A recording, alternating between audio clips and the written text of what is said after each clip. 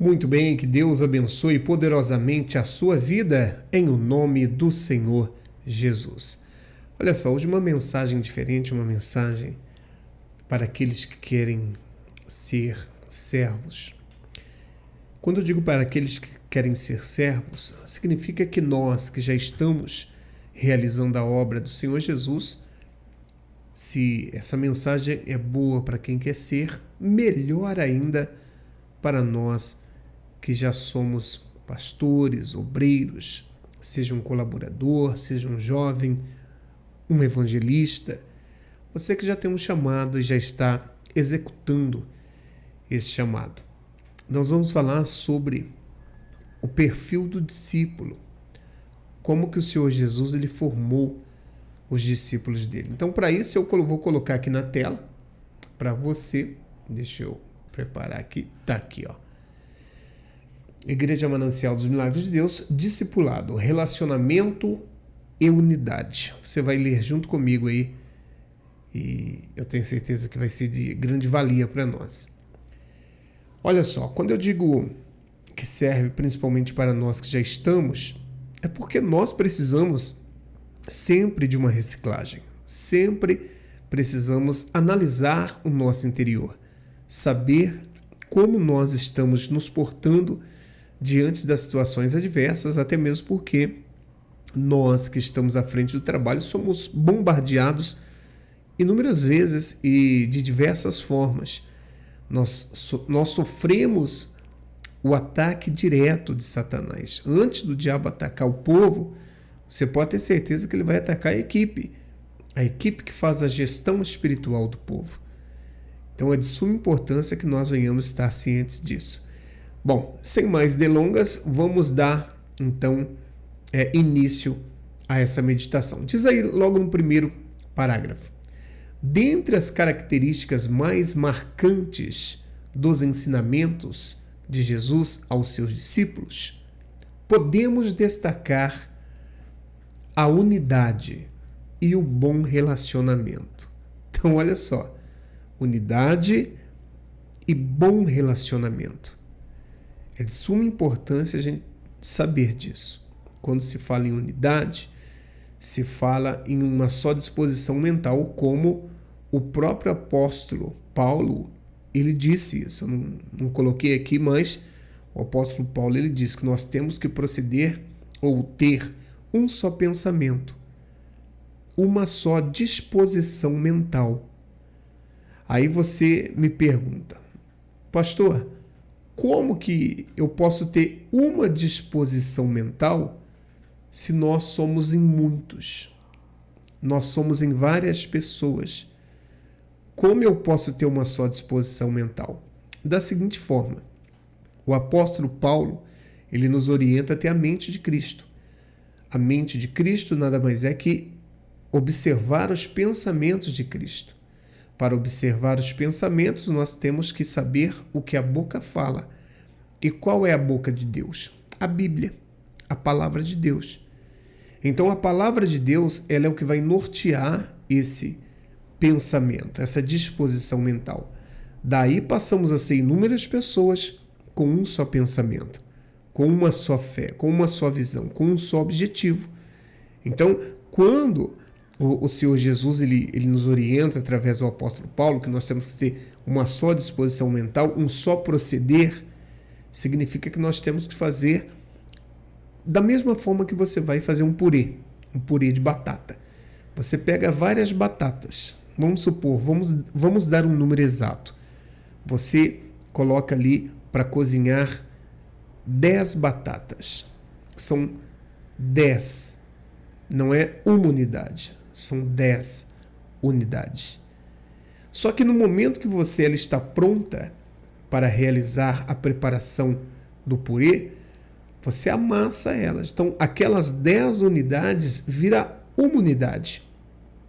Ainda são batatas, porém agora estão amassadas, se tornaram uma só.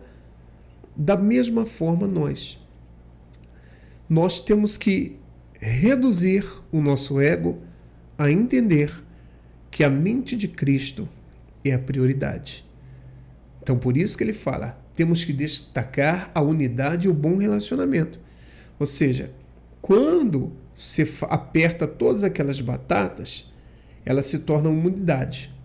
Agora, não há um bom relacionamento ainda. Por quê? Porque você tem que tirar o que atrapalha. O que atrapalha ali? A casca. Então você vai tirar a casca. Tem pessoas que já tiram antes de amassar. Tem pessoas que tiram depois que ela amassa. Para ser uma massa, uma unidade homogênea, com um só propósito. Assim funciona a palavra, a mente de Cristo em nós. Forte, né? Vamos dar prosseguimento. Antes de seguir para o Getsemane e dar início ao sofrimento vicário, antes de Jesus ir para a cruz, ele determina aos discípulos: amem uns aos outros. Está lá em João 15:17. E depois ele ora pedindo: Pai, que eles sejam um, assim como nós. Em João 17:11. Então você nota como que o Senhor Jesus ele fala da unidade, ele fala desse só pensamento, ele fala dessa condição que vai fazer com que a igreja cresça, com que até antes da igreja crescer, que a equipe de servos venha crescer, a equipe então daqueles que se colocam à disposição para que Deus venha usar. Então é isso que nós temos que entender. Aí vamos dar continuidade. Jesus não queria que eles estivessem sempre juntos no mesmo lugar, mas no mesmo sentimento, desejo e meta, sem anular a identidade e a personalidade de cada um. Então, olha só, Jesus ele quer esse crescimento, ele quer que nós venhamos ter esse nível de pensamento unitário, essa única disposição mental, mas ele respeita a nossa personalidade. Então, quer dizer, nós vamos ser sempre pessoas diferentes, vamos ter pensamentos diferentes, vamos ter maneiras de analisar diferentes, mas quando nós fazemos da palavra de Deus, do pensamento de Deus, do que sai da boca de Deus, uma direção, nós lutamos em prol dessa direção, mesmo sendo pessoas com personalidades e identidades distintas, singulares, únicas. Então, uma disposição mental a um nível de unidade é quando nós pegamos a palavra de Deus, pegamos, os ensinamentos do Senhor Jesus e fazemos disso um legado para que a obra de Deus ela venha a crescer.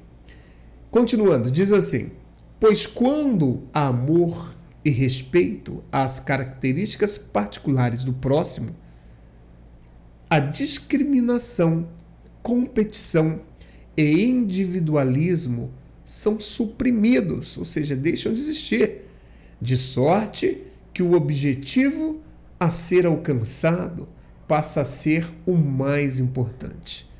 Então, olha só que forte, né? Então, o mais importante passa a ser o crescimento do reino de Deus, o crescimento daqueles que vão sendo salvos, o crescimento daqueles que vão aderindo a essa fé. Então, o propósito é formar discípulos.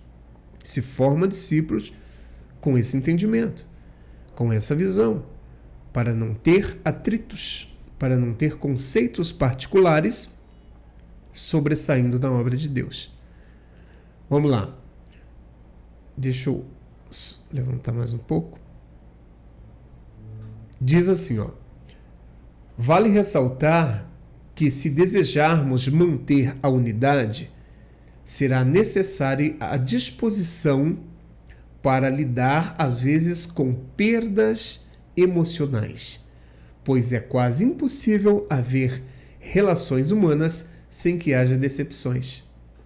Então, olha que forte. Então, Jesus ele já fala aqui, é como aquele versículo: no mundo tereis aflições.